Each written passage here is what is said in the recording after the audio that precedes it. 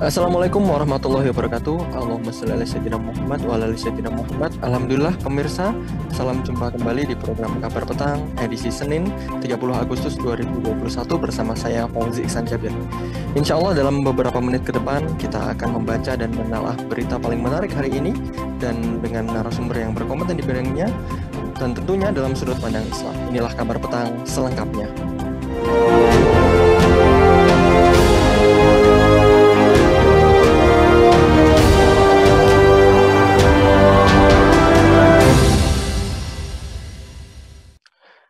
Ketua Umum DPP Partai Gerindra, Prabowo Subianto, menilai kepemimpinan Presiden Joko Widodo, Jokowi, sudah dilakukan dengan efektif dan di jalan yang benar.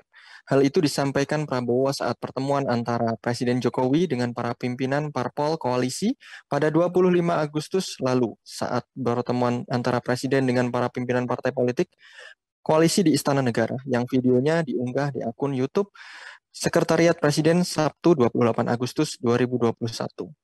Pada kesempatan itu, Jokowi memaparkan tentang penanganan COVID-19 yang telah pemerintah lakukan sejauh ini. Prabowo menilai penanganan pandemi yang dilakukan oleh pemerintah Jokowi sudah cukup efektif. Karena itu, di hadapan Jokowi, dia mengatakan suara-suara yang hendak memperkeruh keadaan tidak perlu dihiraukan. Prabowo menjelaskan dia merasa optimistis dengan apa yang dilakukan pemerintah untuk penanganan pandemi COVID-19. Dia melihat tim kerja di kabinet saat ini sudah berjalan dengan cukup kompak dengan kerja yang baik. Dia melihat apa yang sudah berjalan saat ini sudah ada pada jalur yang benar. We are on the right track. Karena itu masalah COVID, saya kira kita cukup optimistis bahwa ada kekurangan, ada keterlambatan vaksin, itu saya kira yang dihadapi oleh banyak negara, katanya. Benarkah rezim Jokowi Amin sukses menangani pandemi? Apakah pertumbuhan ekonomi meroket? Apakah kesejahteraan tercapai? Apakah rakyat diberikan ruang keterbukaan untuk mengkritik dan mendemo penguasa? Pemirsa, untuk membahasnya kami terhubung dengan Dr. M. Rian MAG, selaku anggota dari HILMI. Assalamualaikum warahmatullahi wabarakatuh. Dr. Rian. Waalaikumsalam warahmatullahi wabarakatuh. Alhamdulillah. Bagaimana kabarnya Dr. Rian? Alhamdulillah baik, Kang Fauzi. Alhamdulillah. Dr. Rian, pandemi COVID-19 merajalela lama di Indonesia, masih terus memakan korban, entah sampai kapan juga, dokter. Benarkah rezim Jokowi Amin sudah berada pada jalur yang benar dalam penanganan wabah sesuai pernyataan Prabowo tersebut, Dr. Rian? Ya, baik.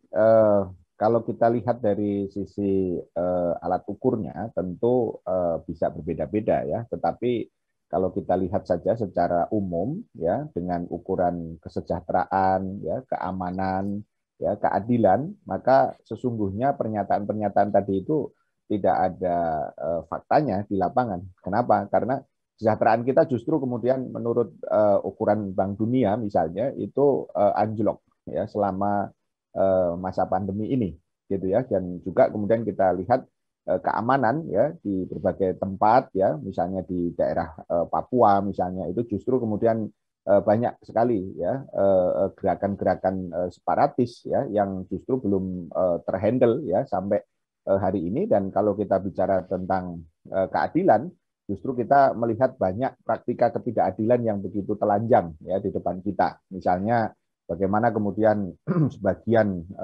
orang-orang yang melanggar ya dari prokes misalnya itu termasuk bahkan mungkin presiden itu tidak tersentuh begitu ya delik hukum, sementara kemudian ada sebagian di antara para tokoh masyarakat ya ada ulama itu justru kemudian mengalami satu kondisi yang justru dituntut dengan berlapis-lapis ya hukuman gitu ya, yang tentu ini sangat berbeda pula ketika banyak kalangan yang kritis kepada pemerintah kemudian mengalami berbagai tekanan ya, bahkan ditangkap ya sebagaimana kita lihat banyak kasus gitu, sementara buzzer-buzzer pendukung pemerintah justru kemudian tidak tersentuh. Jadi saya kira fakta ini saja sudah menunjukkan ya, dengan standar yang umum saja kita bisa melihat bahwa klaim seperti tadi itu tidak ada faktanya. Itu Kang Fauzi. Baik. Dokter Yan, apakah sebenarnya nasi sudah menjadi bubur ini? Karena faktanya bubur ini masih diaduk-aduk oleh para buzzer dan ditambahkan banyak sekali bumbu penyedap, ya, yang itu akan terasa pahit dengan era 1,5 tahun ini menjalani pandemi, ya, khususnya untuk masyarakat. Lalu apakah sebenarnya pertumbuhan ekonomi sudah meroket? Apakah juga kesejahteraan sudah tercapai, Ustaz Rian? Apakah Ya, hutang-hutang luar negeri juga semakin menurun ini? ya, justru yang kita lihat sekali lagi adalah fakta yang sebaliknya begitu. Jadi kalau ada sebuah politik, maka itulah yang disebut dengan politik yang penuh dengan pencitraan tadi. Ya, faktanya berbeda dengan apa yang kemudian coba ditampilkan begitu ya. Kita ambil contoh satu saja. Kita per April ya 2021 misalnya hutang kita meroket ya sampai kemudian lebih dari 6.500 triliun begitu. Bahkan kemudian para pakar senior ekonomi itu mengatakan bahwa kalau ini terus terjadi ya maka sampai 2024 kita nanti akan dihadapkan pada satu kondisi hutang luar negeri yang mencapai lebih dari 10.000 ya triliun rupiah. Artinya apa? Bahwa alih-alih kemudian yang terjadi itu adalah kesejahteraan, kemakmuran begitu ya di tengah-tengah rakyat, bahkan kemudian kita dihadapkan pada kondisi yang semakin berat begitu ya. Dalam konteks pandemi misalnya kita melihat hampir dalam konteks 2 tahun ini kita menghadapi justru pemerintah malah tidak melakukan apa yang menjadi amanah undang-undang mestinya dalam konteks undang-undang kekarantinaan, di mana kemudian yang terjadi justru pemerintah tidak melakukan apa yang kemudian menjadi tugasnya, yaitu apa? Ketika pandemi ini mengharuskan adanya lockdown, ya adanya kemudian karantina wilayah begitu dengan tanggungan itu dilakukan oleh pemerintah kepada rakyatnya, ya. Tetapi justru yang terjadi malah pemerintah tidak melakukan undang-undang itu dengan berbagai istilah, gitu ya, yang itu justru malah membuat penanganan ini semakin berlarut-larut dengan tingkat kematian yang begitu luar biasa begitu. Itu saya kira fakta yang kemudian terjadi ya bagaimana kemudian kondisi ini justru semakin semakin memburuk begitu kira-kira. Itu saya kira. Baik, Dokter Rian, apakah sebenarnya rakyat diberikan ruang keterbukaan untuk mengkritik ataupun menyampaikan pendapat di muka umum? Jika seumpama diberikan skor oleh Dokter Rian, berapa skor sebenarnya terkait dengan hal tersebut ya untuk menjamin hak rakyat untuk mengkritik dan menyampaikan aspirasi rakyat kepada pemerintah?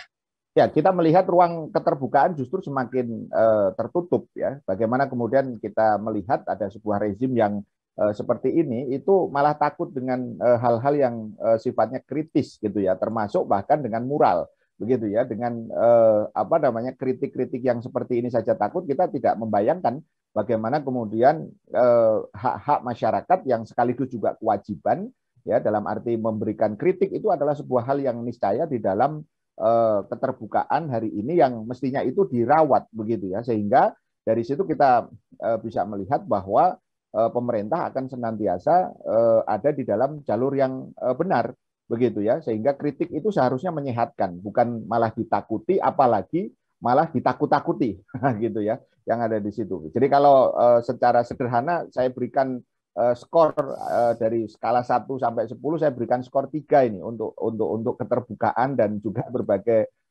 kondisi terakhir ini yang seharusnya ini menjadi evaluasi ya bagi rezim ini ke depan begitu, karena waktu sudah tinggal sebentar lagi begitu ya sampai 2024. Persoalannya adalah apakah rakyat akan tetap dalam keadaan ketakutan ketika melakukan kritik, karena kritik itu dianggap sebagai sesuatu yang akan berpotensi ya untuk apa namanya menjadikan mereka sebagai terdakwa begitu. Itu saya kira.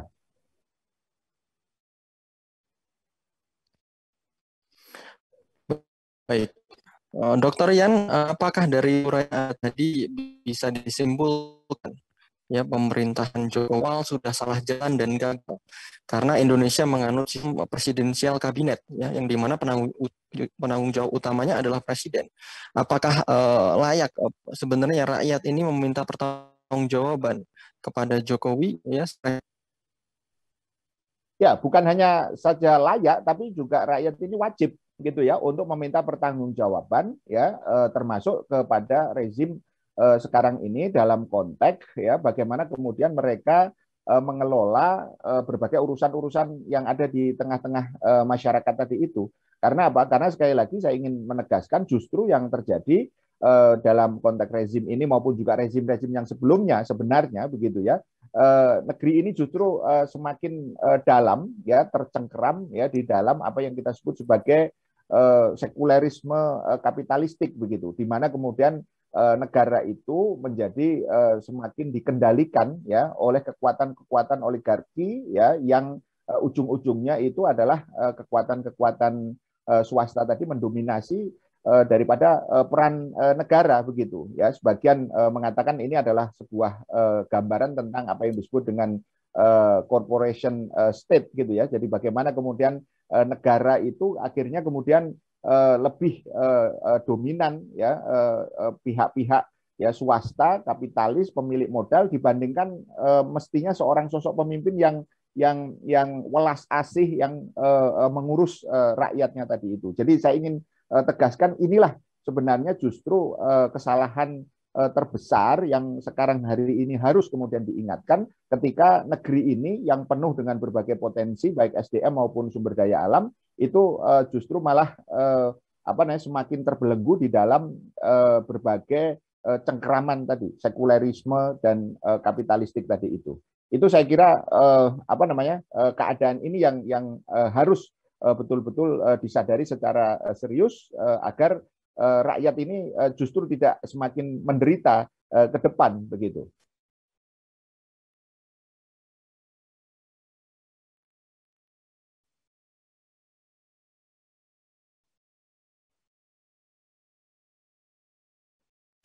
Baik, Dokter Rian, lalu apa solusi Anda kepada umat setelah melihat banyaknya kegagalan pemerintah dalam mengatasi problem yang multidimensi seperti ini? Ya, saya kira satu hal kuncinya yaitu adalah bahwa ketika hari ini kita jauh ya dari aturan-aturan yang berasal dari Islam, ya, di mana tadi saya katakan bahwa akar masalahnya ini adalah karena cengkeraman ya dari sistem sekuleristik ya yang kapitalistik tadi itu, maka satu-satunya jalan itu adalah kita kembali kepada Islam. Apa yang dimaksud bahwa kita kembali kepada aturan-aturan yang baik, yang dimana aturan yang baik itu adalah yang datang dari Zat ya yang maha baik, yaitu Allah Subhanahu Wa Taala. Dan sistem yang baik itu haruslah kemudian ditopang dengan orang yang amanah. Orang yang baik adalah orang yang mau tunduk ya dengan aturan-aturan Allah Subhanahu Wa Taala.